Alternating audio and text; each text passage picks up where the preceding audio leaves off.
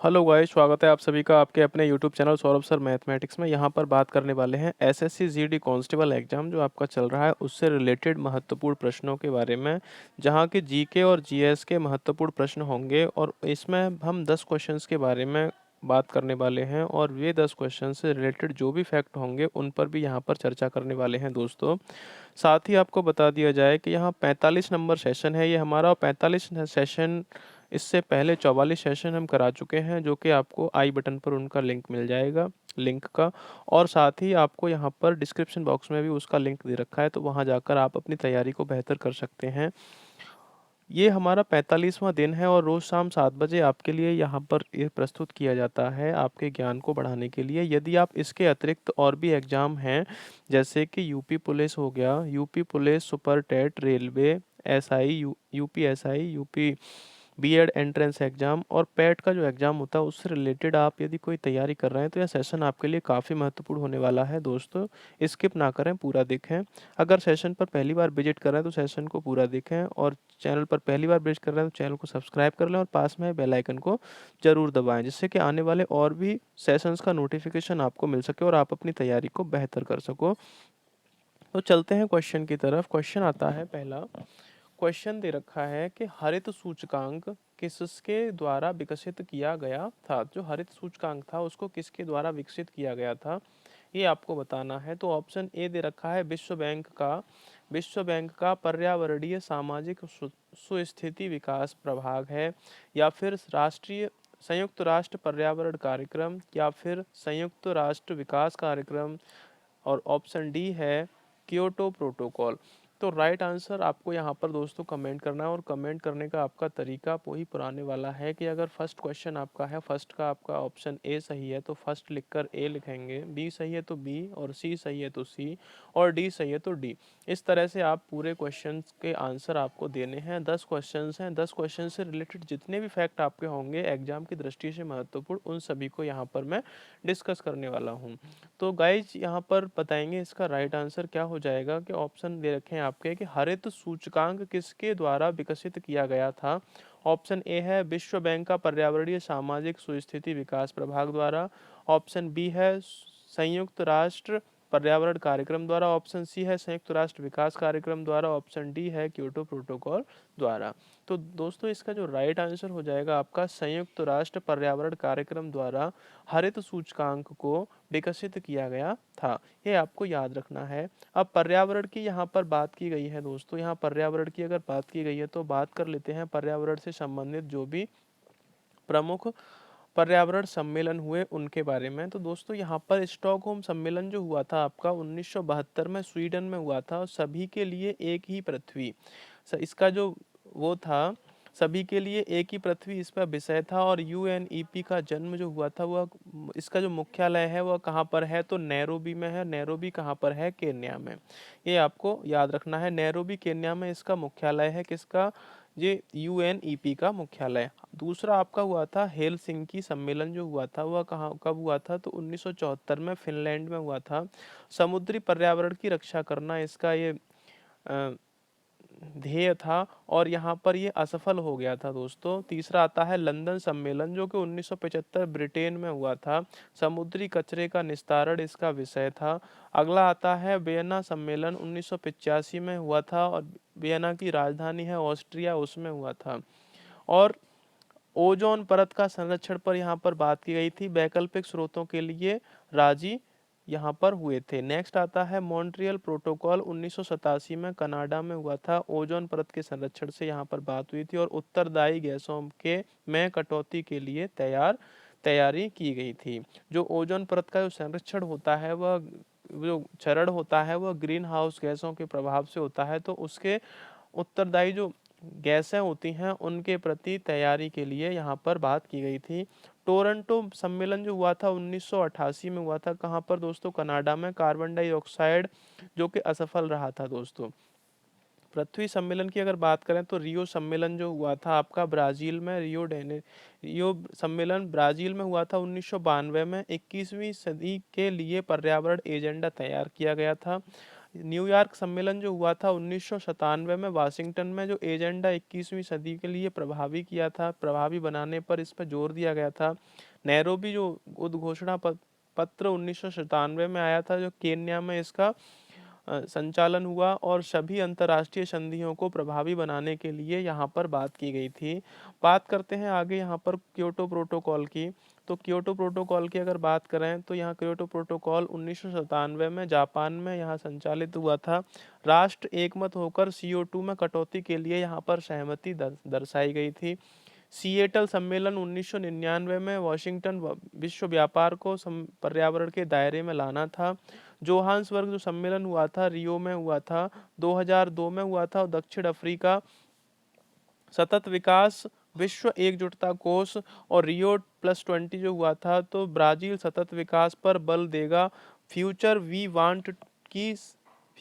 Want की संकल्पना से। और पर्यावरण संरक्षण अधिनियम जो आया था 1986 कि किसके कारण आया था, तो इसका भोपाल गैस त्रासदी जो 3 दिसंबर और 2 दिसंबर 1984 में जो हुआ था भोपाल गैस त्रासदी, उसके लिए यह पर्यावरण संरक्षण अधिनियम भी आया था जो 1986 में आया था। तो ये आपको याद रखना है। साथ ही दोस्तों आपको बता दूं कि इसमें से कौन कौन से क्वेश्चंस हैं जो ज़्यादातर आपके एग्जाम में आते हैं। तो एक स्टॉकहोम सम्मेलन पूछ लिया जाता है जो स्वीडन में हुआ था, UNEP का जहाँ जन्म हुआ था। दूसरा आता है आपका पृथ्वी सम्मेलन जो कि 1992 में हुआ था ब्राजील में, दोस्तों ये भी आपको याद रखना है। तीसरा आता है आपका नैरोबी घोषणा पत्र जो आपका केन्या में सभी अंतर्राष्ट्रीय संधियों को प्रभावी बनाने के लिए हुआ था। क्योटो प्रोटोकॉल भी आपका आता है 1997 में जापान में हुआ था। एक मत होकर सभी राष्ट्रों को CO2 में कटौती के लिए सहमति मिली थी। और आपका आता है दोस्तों मॉन्ट्रियल प्रोटोकॉल, ये भी आता है 1987 कनाडा में ओजोन परत के क्षरण पर यहाँ पर संरक्षण पर बात की गई थी। और ये लास्ट आपका आता है दोस्तों क्योटो प्रोटोकॉल के बारे में मैं आपको बता ही चुका हूँ, तो इनको आप याद रखेंगे। और जोहान्सबर्ग सम्मेलन जो था दक्षिण अफ्रीका में सतत विकास विश्व एकजुटता कोष के लिए जो था वह भी आपका आता है। और साथ ही ये तो भारत का है पर्यावरण संरक्षण अधिनियम 1986, इसको तो आपको भूलना ही नहीं है, जरूर याद रखना है, जो भोपाल गैस दुर्घटना के लिए लाया गया था। 2 और 3 दिसंबर 1984 में जो भोपाल गैस दुर्घटना हुई थी वो हुई थी दोस्तों। बात कर लेते हैं यहाँ पर। नेक्स्ट क्वेश्चन आता है, क्वेश्चन नंबर 2 है, निम्नलिखित में से भारत में पहली बार आक्रमण करने वाला कौन था। तो आपको बताना है जो भारत में पहली बार आक्रमण किया था वह किसने किया था। ऑप्शन ए है अफगान, ऑप्शन बी है मंगोल, ऑप्शन सी है अरब, ऑप्शन डी है तुर्क। सबसे पहले किसने भारत पर आक्रमण किया था ये आपको बताना है दोस्तों। तो यहाँ पर ऑप्शंस दे रखे हैं, ऑप्शन ए अफगान है, option B Mongol, option C Arab, option D Turk है। 4 ऑप्शंस दिए हैं, 4 ऑप्शन में से फटाफट से आप अपना आंसर कमेंट कर दीजिए दोस्तों, दूसरे का क्या आंसर हो जाएगा। तो दोस्तों इसका जो राइट आंसर माना जाता है वह अरब माना जाता है, अरब माना जाता है। अरब किसे माना जाता है दोस्तों, तो जो सिकंदर महान था वह कहाँ से आया था, तो वह अरब से आया था भारत पर आक्रमण करने के लिए, क्योंकि उसके पास में विशाल सेना थी। उसे अलेक्जेंडर के नाम से भी जाना जाता था। किसके नाम से, अलेक्जेंडर, अलेक्जेंडर के नाम से भी दोस्तों उसको जाना जाता था। ये भी आपको याद रखना है, किसको, सिकंदर को। सिकंदर ने यूरोप से लेकर मध्य एशिया तक उसने अपना राज्य क्षेत्र फैलाया था, ये आपको दोस्तों याद रखना है। और यहाँ पर अरबों को माना जाता है, लेकिन वास्तविकता यह है कि कोई और भी था जिसने के आक्रमण किया था। तो बात कर लेते हैं यहाँ पर, ये दारा प्रथम जो डेरियस था, डेरियस तो जो हखामनी साम्राज्य से संबंधित था, यह ईरानी था दोस्तों। कहाँ से था, ईरान से था, ईरान से संबंधित था। यह कौन, दारा प्रथम यानी डेरियस 516 ईसा पूर्व में भारत पर आक्रमण करने वाला था। लेकिन सबसे बड़ी सेना को लेकर आक्रमण किसने किया था दोस्तों, तो सिकंदर ने किया था 326 ईसा पूर्व में।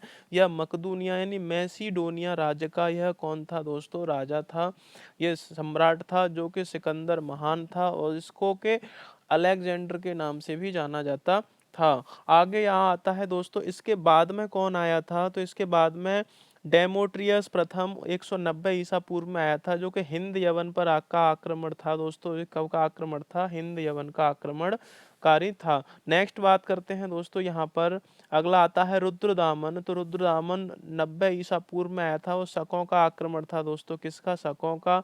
चौथा आता है दोस्तों माउस वन यानी माउस जो था वह एक सदी पूर्व ईसा पूर्व आया था, तो पार्थियन या पहलव आक्रमण हुआ था। और आगे आता है आपका कड़फिज प्रथम या कुजुल कड़फिसिस, ये था आपका जो है जो कुषाण या यूची का आक्रमण था दोस्तों, जो कुषाण थे उनका आक्रमण था।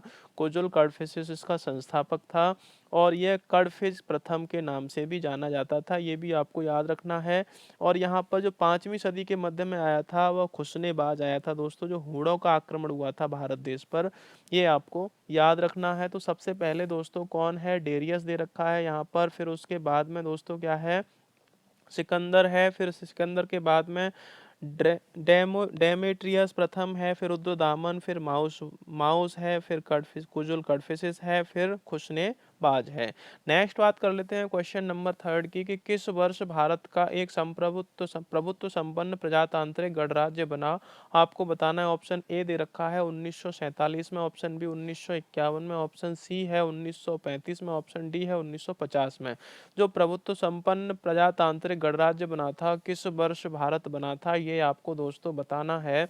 ऑप्शंस दे रखे हैं ए बी सी डी, फटाफट से आंसर कमेंट कर दीजिए दोस्तों, इसका क्या आंसर हो जाएगा। तो इसका जो राइट आंसर है दोस्तों 1950 से एकदम से करेक्ट आंसर आपका हो जाएगा। तो 1950 एकदम से राइट आंसर क्यों हो जाएगा, ये आपको याद रखना है दोस्तों कि 26 जनवरी 1950 को दोस्तों पहला गणतंत्र दिवस हमारा मनाया गया था। संविधान बनकर हमारे देश का पूर्ण रूप से तैयार हो चुका था 26 नवंबर 1949 को, लेकिन 26 जनवरी 1950 को उसे प्रभावी किया गया था। तो इसी वजह से क्या है कि भारत एक संप्रभुत्व संपन्न प्रजातांत्रिक गणराज्य कब बना, तो 26 जनवरी 1950 को बना था। अगर सन में यह पूछता है तो आपको 1950 को डायरेक्ट टिक करना है, छाप देना है दोस्तों। बात करते हैं यहाँ पर, अब देखिए ये संविधान से सभा की जो टाइमलाइन है उसको देखेंगे जरा गौर से। तो प्रथम आपको 26 नवंबर 1946 में, सॉरी नवंबर 1946 में इसका गठन हुआ था, किसका, संविधान सभा का। साथ ही आपको बता दें कि 9 दिसंबर 1946 को जो हुआ था प्रथम बैठक हुई, अस्थायी अध्यक्ष सच्चिदानंद सिन्हा को बनाया। 11 दिसंबर को दूसरी बैठक हुई थी 1946 में, उसमें स्थायी अध्यक्ष डॉक्टर राजेंद्र प्रसाद को बनाया था। उद्देश्य प्रस्ताव जवाहरलाल नेहरू लेकर आए थे, तो कब, 13 दिसंबर 1946 को लेकर आए थे। उद्देश्य प्रस्ताव पारित कब हुआ था, तो 22 जनवरी 1947 में पारित हो गया था। प्रारूप समिति का गठन अध्यक्ष भीमराव अंबेडकर थे, ये आपको याद रखना है। कब हुआ था गठन, तो 29 अगस्त 1947 में इसका गठन हुआ था। और 24 जनवरी 1950 पर संविधान पर हस्ताक्षर हुए थे। साथ ही 26 जनवरी 1950 में संविधान लागू कर दिया था। और जिस दिन से संविधान लागू किया था उसी दिन से प्रभुत्व संपन्न प्रजातांत्रिक गणराज्य हमारा देश भारत बन चुका था, ये आपको याद रखना है दोस्तों। तो बात कर लेते हैं नेक्स्ट क्वेश्चन की। क्वेश्चन नंबर आता है 4 नंबर क्वेश्चन में क्या कहा गया है, किसने कहा था तुम मुझे खून दो मैं तुम्हें आज़ादी दूंगा। आपको ऑप्शंस दे रखे हैं, ऑप्शन ए बताना है सुभाष चंद्र बोस ने, ऑप्शन बी अरविंद घोष ने, ऑप्शन सी भगत सिंह ने, ऑप्शन डी चंद्रशेखर आजाद ने। तो दोस्तों राइट आंसर इसका कमेंट कर दीजिए, क्या इसका करेक्ट आंसर हो जाएगा। Option A Subhash Chandra Bose, option B Arvind Ghosh, option C Bhagat Singh, option D Chandrashekhar Azad. फटाफट कमेंट कर देंगे दोस्तों, इसका करेक्ट आंसर क्या हो जाएगा। तो किसने कहा था तुम मुझे खून दो मैं तुम्हें आज़ादी दूंगा, तो दोस्तों सुभाष चंद्र बोस ने कहा था। किसने कहा था, सुभाष चंद्र बोस ने, ये आपको याद रखना है। ऑप्शन ए एकदम से राइट आंसर हो जाएगा क्वेश्चन नंबर 4 से। आगे बात करते हैं नेताजी के बारे में, कुछ तथ्य हैं जो कि एग्जाम में आपके पूछे जाते हैं, उनको लेकर यहाँ पर डिस्कस करेंगे। कि नेताजी सुभाष चंद्र बोस का जन्म उड़ीसा के कटक क्षेत्र में 23 जनवरी 1897 में हुआ था दोस्तों। कब हुआ था, 23 जनवरी 1897 में हुआ था। उनकी माता प्रभावती के 14 बच्चों में नेताजी 9वीं संतान थे दोस्तों। कितनी संतान थे, 9वीं संतान थे। नेताजी के पिता जानकी नाथ बोस कटक के एक मशहूर सरकारी वकील थे। नेताजी बीए की परीक्षा कलकत्ता विश्वविद्यालय के प्रथम श्रेणी में पास की थी। सन 1920 में नेताजी प्रशासनिक परीक्षा में चौथा स्थान प्राप्त करके उत्तीर्ण हुए थे, ये भी आपको दोस्तों याद रखना है। साथ ही वहाँ बात करते हैं कि स्वामी विवेकानंद व अन्य से प्रभावित नेताजी 1921 में नौकरी से इस्तीफा दे दिए गए। और नेताजी भारतीय स्वतंत्रता संग्राम के वीर क्रांतिकारी नायक में से एक थे, ये तो आपको पता ही है। भगत सिंह को फांसी होने के बाद इनका गांधी जी से राजनीतिक मतभेद शुरू हो गया। लगभग 40,000 भारतीयों के साथ नेताजी ने 1943 में आज़ाद हिंद फौज का स्थापना की थी। दोस्तों कब बनाया था? तो 1943 में बनाया था आज़ाद हिंद फौज को, ये भी आपको याद रखना है। और एक विमान दुर्घटना में 18 अगस्त 1945 को ताइवान में इनकी मृत्यु हो गई थी। ये इस तरह के वहाँ के सूचना मिली थी कि 18 अगस्त 1945 को ताइवान में उनकी मृत्यु हो गई थी। किसकी? तो सुभाष चंद्र बोस की। यह तथ्य सही है या नहीं दोस्तों, ये आप जानते हो। और यहाँ तक है कि इसको सही माना गया है, तो आपको यही याद रखना है। ये क्वेश्चन काफ़ी बार, क्या एक भी बार क्वेश्चन ये आया नहीं है एग्जाम में, इसी वजह से इस पर मतभेद बना हुआ है। तो ये आपको याद रखना है कि भारतीय नेताजी, जो भारतीय आज़ाद हिंद फौज की जो स्थापना हुई थी 1943 में हुई थी, ये आपको याद रखना है दोस्तों। बात कर लेते हैं नेक्स्ट क्वेश्चन की। क्वेश्चन आता है, कानपुर में प्रकाशित एक समाचार पत्र के माध्यम से, क्वेश्चन 5 है, कानपुर में प्रकाशित एक समाचार पत्र के माध्यम से विजय सिंह पथिक ने बिजौलिया आंदोलन को समूचे भारत में चर्चा का विषय बना दिया था। तो कौन सा वह पत्र था, समाचार पत्र, जिसके माध्यम से बिजौलिया आंदोलन को समूचे भारत में चर्चा का विषय बना दिया था? ऑप्शन ए है केसरी, ऑप्शन बी है प्रताप, ऑप्शन सी है मराठा, ऑप्शन डी है मंजूषा। राइट आंसर दोस्तों इसका कमेंट करेंगे, क्या आंसर हो जाएगा? जब कानपुर में प्रकाशित होने वाला जो समाचार पत्र था, जो विजय सिंह पथिक ने बिजौलिया आंदोलन के समूचे भारत में चर्चा का विषय बना दिया था, तो वह कौन सा था? ऑप्शन ए है Kesari, option B Pratap, option C Maratha, option D Manjusha. Right answer दोस्तों इसका क्या हो जाएगा? तो ऑप्शन बी एकदम से दोस्तों राइट आंसर हो जाएगा। जो प्रताप समाचार पत्र था, जो कानपुर से प्रकाशित होता था, प्रताप समाचार पत्र, विजय सिंह पथिक ने बिजौलिया आंदोलन को समूचे भारत में चर्चा का विषय किसके द्वारा बनाया? तो प्रताप समाचार पत्र के द्वारा बनाया था। अब देखिए यहाँ पर प्रताप जो समाचार पत्र था उससे रिलेटेड फैक्ट है। तो प्रताप हिंदी का समाचार पत्र था जिसने भारत में स्वाधीनता आंदोलन में प्रमुख भूमिका निभाई।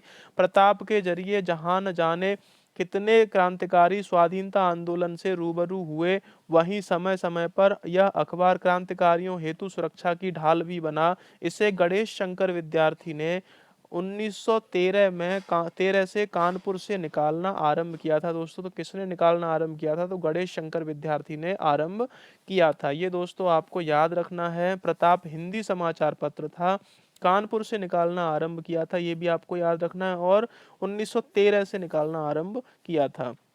नेक्स्ट बात कर लेते हैं दोस्तों। क्वेश्चन नंबर आता है 6 नंबर क्वेश्चन आपको दे रखा है यहाँ पे कि वर्ष 1916 में गठित अंतरिम कैबिनेट की अध्यक्षता किसने की थी? तो दोस्तों आपको बताना है। ऑप्शन ए है अंतरिक्ष कैबिनेट की जो अध्यक्षता किसने की थी? Option A Rajendra Prasad, option B Jawaharlal Nehru, option C Vallabh Bhai Patel, option D C Rajagopalachari. जो 1916 में गठित अंतरिम कैबिनेट की अध्यक्षता की थी वह किसने की थी? फटाफट से दोस्तों आंसर कमेंट कर दीजिए, इसका क्या आंसर हो जाएगा? जो 1916 में अध्यक्षता की थी कैबिनेट की, जो अंतरिम कैबिनेट थी उसकी, राजेंद्र प्रसाद ने की थी या जवाहरलाल नेहरू ने या वल्लभ भाई पटेल ने या सी राजगोपालाचारी ने? तो इसका जो करेक्ट आंसर है दोस्तों, इसका जो राइट आंसर है जवाहरलाल नेहरू, ऑप्शन बी एकदम से राइट आंसर हो जाएगा। क्वेश्चन नंबर 6 का एकदम से राइट आंसर ऑप्शन बी है कि पंडित जवाहरलाल नेहरू ने 1916 में गठित अंतरिम कैबिनेट की अध्यक्षता की थी। अब बात कर लेते हैं पंडित जवाहरलाल नेहरू के बारे में कि क्या क्या बातें थी उनकी जो एग्जाम में पूछी जाती हैं अक्सर कर। तो जवाहरलाल नेहरू का जन्म 14 नवंबर 1889 में ब्रिटिश भारत में इलाहाबाद में हुआ था दोस्तों। कहाँ पर हुआ था? इलाहाबाद में हुआ था। उन्होंने कश्मीरी पंडित होने के कारण पंडित नेहरू के नाम से भी जाना जाता है। उन्हें बच्चों से अधिक प्यार था, इसलिए बच्चों के लिए प्यार से चाचा नेहरू कहकर बुलाते थे। बच्चे उन्हें क्या करते बुलाते थे? तो चाचा नेहरू कहकर बुलाते थे। उनका जन्मदिवस 14 नवंबर देश भर में बाल दिवस के रूप में मनाया जाता है। तो आपका ये क्वेश्चन आता है कि बाल दिवस किस दिन मनाया जाता है? तो 14 नवंबर को मनाया जाता है। और किसकी स्मृति में अगर आता है तो पंडित जवाहरलाल नेहरू की स्मृति में आपको बताना है।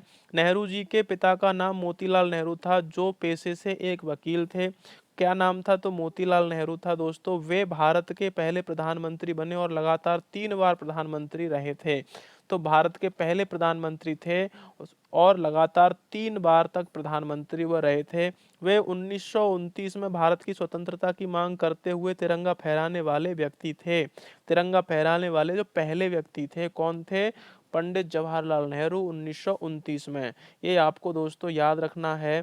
साथ ही कुछ और भी फैक्ट हैं कि नेहरू जी ने कारावास के दौरान 1942 से 46 में डिस्कवरी ऑफ इंडिया पुस्तक लिखी थी दोस्तों। क्या लिखा था? डिस्कवरी ऑफ इंडिया पुस्तक लिखी थी। तो डिस्कवरी ऑफ इंडिया किसकी पुस्तक है? तो पंडित जवाहरलाल नेहरू की। कब लिखी गई थी? तो 1942 से 46 में। उन्हें लाल गुलाब अत्यधिक पसंद होने के कारण वे हमेशा अपने कोट पर लाल गुलाब लगा कर रखते थे। पंडित जवाहरलाल नेहरू का निधन जो हुआ था 27 मई 1964 को हृदयघात से यानी हार्ट अटैक से उनकी मृत्यु हुई थी दोस्तों। ये आपको याद रखना है। जो भी फैक्ट हैं एग्जाम की दृष्टि से काफी महत्वपूर्ण है। नेक्स्ट बात कर लेते हैं। क्वेश्चन नंबर आता है 7। हाल में निम्नलिखित में से किसमें सर्वाधिक तीव्र वृद्धि हुई? तो आपको बताना है तो किसमें सर्वाधिक तीव्र वृद्धि हुई है। तो ऑप्शन ए है रत्न आभूषण, option B computer software, option C इस्पात, ऑप्शन डी है तेल शोधन। राइट आंसर दोस्तों इसका बताएंगे क्या करेक्ट आंसर हो जाएगा कि हाल में निम्नलिखित में से किसमें सर्वाधिक तीव्र वृद्धि हुई है। ऑप्शन ए है रत्न आभूषण, ऑप्शन बी है कंप्यूटर सॉफ्टवेयर, ऑप्शन सी इस्पात, ऑप्शन डी तेल शोधन। फटाफट से आंसर कमेंट कर दीजिए दोस्तों। तो रत्न आभूषण में नहीं हुई है, इस्पात में भी नहीं हुई है, तेल शोधन में भी नहीं हुई है, आपकी कंप्यूटर सॉफ्टवेयर में काफी तीव्र वृद्धि हुई है दोस्तों। ये ऑप्शन बी आपका एकदम से राइट आंसर हो जाएगा। आजकल स्मार्टफोन्स हैं तो सॉफ्टवेयर उनमें भी हैं। तो दोस्तों कंप्यूटर जो सॉफ्टवेयर होते हैं उनमें काफ़ी वृद्धि हुई है, काफ़ी ज़्यादा संख्या में वृद्धि हुई है। अब बात कर लेते हैं यहाँ पर जो कंप्यूटर की जो लैंग्वेजेज होती हैं जो पूछी जाती हैं आपके एग्जाम में उनके बारे में। तो लैंग्वेज कितने टाइप की होती हैं? तो टॉप प्रोग्रामिंग जो लैंग्वेज है आपको बता रहे हैं। तो रूबी है, पाइथन है, सी या सी प्लस प्लस है, जावा है, पीएचपी है, जावा स्क्रिप्ट है, स्विफ्ट है और सी हैज है और स्केला है। ये आपको दोस्तों याद रखना है। इतनी तरह की आपकी ये क्या होती हैं दोस्तों लैंग्वेजेज होती हैं जो कि प्रोग्रामिंग लैंग्वेजेज होती हैं। सॉफ्टवेयर का अगर नाम आया तो कंप्यूटर प्रोग्रामिंग लैंग्वेज की यहाँ पर बात कर रहा हूँ मैं। इतने तरह की लैंग्वेजेज आपकी होती हैं। ज़्यादातर आपकी जो पूछी जाती हैं एग्जाम में जावा स्क्रिप्ट पूछी जाती है और सी प्लस प्लस पूछी जाती है, सी हैज पूछी जाती है दोस्तों, पाइथन पूछी जाती है। इनको जरूर याद रखिएगा। नेक्स्ट अब कंप्यूटर की बात आती है तो पार्ट्स ऑफ कंप्यूटर की भी दोस्तों थोड़े बात कर लेते हैं क्या क्या होता है। यहाँ पर देखने को भी आपको मिलेगा कि कंप्यूटर पार्ट्स किस तरह के होते हैं। तो यहाँ पर कंप्यूटर के जो पार्ट हैं तो कंप्यूटर केस होता है दोस्तों। ये देखो मदरबोर्ड दे रखा है, यहाँ पर सीपीयू कूलर दे रखा है, सीपीयू इस टाइप का होता है और पीएसयू ये रखा हुआ है, एचडीडी ये रखा हुआ है, एसएसडी यहाँ पर रखा है दोस्तों, रैम ये है, एक्सपेंशन कार्ड आपका देखने को मिल जाएगा यहाँ पर और स्पीकर भी आपका यहाँ पे है, कीबोर्ड है, मॉनिटर है, माउस है दोस्तों ये, और कंप्यूटर केस ये भी दोस्तों आपको देखने को मिलेगा। तो ये सारे जो पार्ट होते हैं दोस्तों ये हार्डवेयर के पार्ट होते हैं कंप्यूटर के, और बाकी जो सॉफ्टवेयर हम देख सकते हैं लेकिन उसको छू नहीं सकते वो हमारा सॉफ्टवेयर होता है। और ये क्या है दोस्तों हमारा यहाँ पर जो दे रखा है ये हार्डवेयर है। नेक्स्ट बात कर लेते हैं दोस्तों क्वेश्चन की। क्वेश्चन आता है क्वेश्चन नंबर 8 है भारतीय संविधान का अभिभावक कौन है? आपको बताना है। ऑप्शन यहाँ पर दे रखे हैं। ऑप्शन ए है राष्ट्रपति, ऑप्शन बी प्रधानमंत्री, ऑप्शन सी सर्वोच्च न्यायालय, ऑप्शन डी निर्वाचन आयोग। फटाफट से दोस्तों इसका आंसर कमेंट करेंगे क्या इसका करेक्ट आंसर हो जाएगा। जो भारतीय संविधान का अभिभावक है वह कौन है? फटाफट से बताएंगे दोस्तों इसका राइट आंसर। ऑप्शंस दे रखे हैं ए बी सी डी, जल्दी से आंसर कमेंट कीजिए। जो संविधान का अभिभावक होता है राष्ट्रपति होता है, प्रधानमंत्री होता है, सर्वोच्च न्यायालय होता है या निर्वाचन आयोग होता है। तो दोस्तों इसका जो राइट आंसर है आपका ऑप्शन सी है, सर्वोच्च न्यायालय इसका क्या होता है अभिभावक होता है। किसका? भारतीय संविधान का जो अभिभावक होता है वह सर्वोच्च न्यायालय होता है। ऑप्शन सी एकदम से राइट आंसर दोस्तों हो जाएगा। अब सर्वोच्च न्यायालय के अधीन क्या क्या आता है दोस्तों बात करने वाले हैं उन पर। तो यहाँ पर देखिए ये कड़ी दे रखी है कि सर्वोच्च न्यायालय दिया गया है कि इसके फैसले सभी अदालतों को मान्य होते हैं। इसका जो निर्णय होता है दोस्तों वह सभी अदालतों पर मान्य होता है, चाहे वो उच्च न्यायालय हो चाहे जिला न्यायालय हो।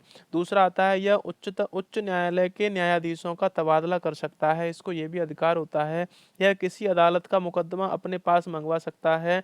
यह किसी एक उच्च न्यायालय में चल रहे मुकदमे को दूसरे उच्च न्यायालय में भिजवा सकता है दोस्तों। यह इसकी ताकत होती है उस सर्वोच्च न्यायालय की। और ये क्या होता है दोस्तों संविधान का संरक्षक, संविधान का अभिभावक भी दोस्तों इसको कहा जाता है। अब उच्च न्यायालय के बारे में बात कर लेते हैं दोस्तों। यह उच्च न्यायालय दे रखा है कि निचली अदालतों के फैसले पर की गई अपील की सुनवाई कर सकता है, मौलिक अधिकारों को बहलाकर बहाल करने के लिए रिट जारी कर सकता है, राज्य के क्षेत्राधिकार में आने वाले मुकदमों का निपटारा कर सकता है, अपने अधीनस्थ अदालतों का पर्यवेक्षण तथा नियंत्रण कर सकता है। दोस्तों ये करता है, ये उच्च न्यायालय के ये कार्य हो जाते हैं, कार्यशैली। अब बात कर लेते हैं दोस्तों यहाँ जिला न्यायालय की। जिला न्यायालय क्या क्या कर सकता है, तो जिले में दायर मुकदमों की सुनवाई करता है, निचली अदालतों के फैसले पर की गई अपील की सुनवाई करता है, गंभीर किस्म के आपराधिक मामलों पर फैसला देता है।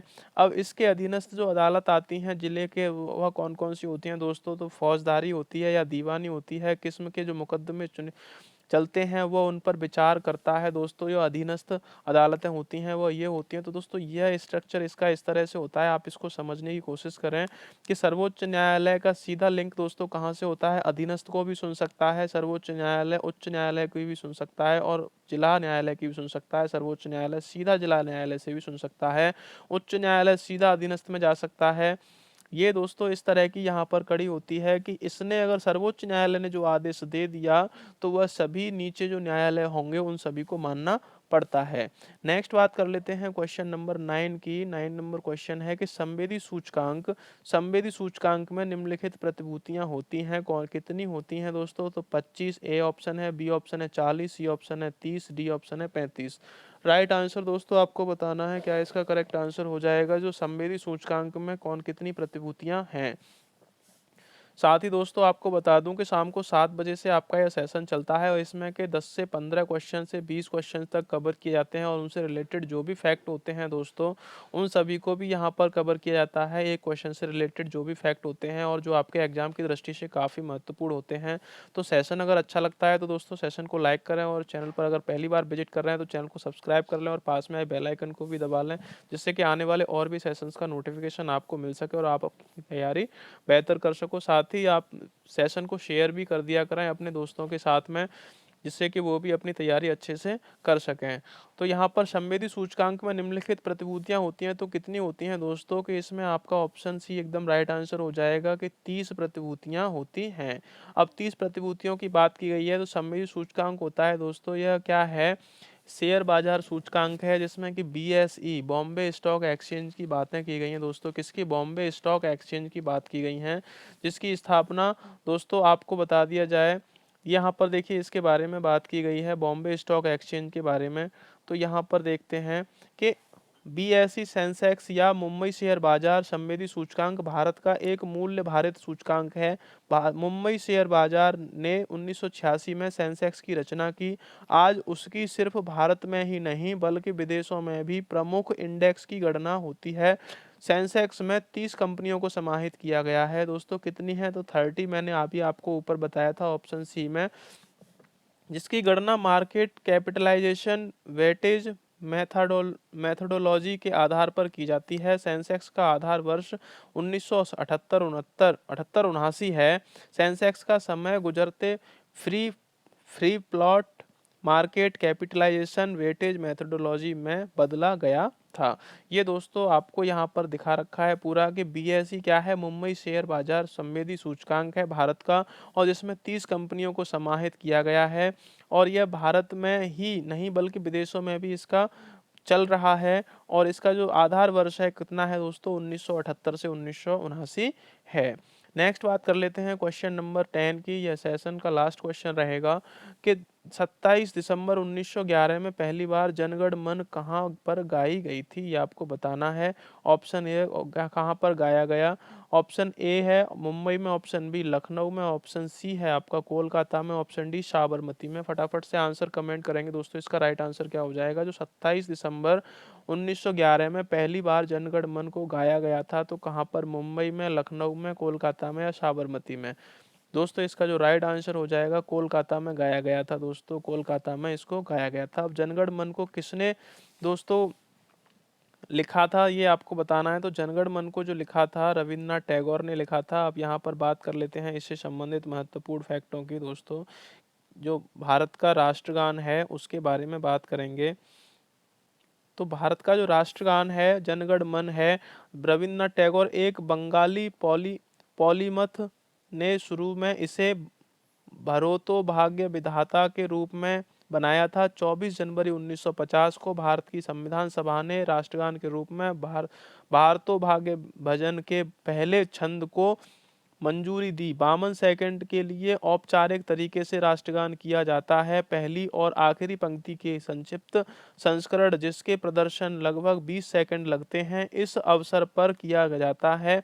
यह मूल रूप से भारतीय राष्ट्रीय कांग्रेस के कलकत्ता, अब कोलकाता जो हो गया है, सत्र में 27 दिसंबर 1911 में दोस्तों, 27 दिसंबर 1911 में सार्वजनिक रूप से इसको क्या किया गया था? गाया गया था।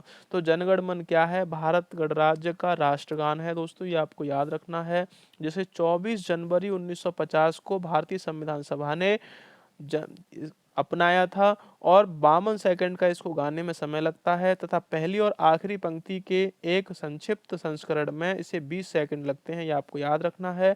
सबसे पहले कहाँ गाया गया था? तो कोलकाता में 27 दिसंबर 1911 में गाया गया था। तो दोस्तों ये थे टॉप क्वेश्चंस जो आपके सेशन में समाहित किए गए। बाकी के आपका ये सेशन चलता रहेगा, आपकी अपनी तैयारी चलती रहेगी दोस्तों यहाँ पर। और सेशन अच्छा लगा हो तो लाइक करें, चैनल पर पहली बार विजिट करें चैनल को सब्सक्राइब कर लें, पास में बेल आइकन को दबा लें, जिससे कि आने वाले और भी सेशंस का नोटिफिकेशन आपको मिल सके।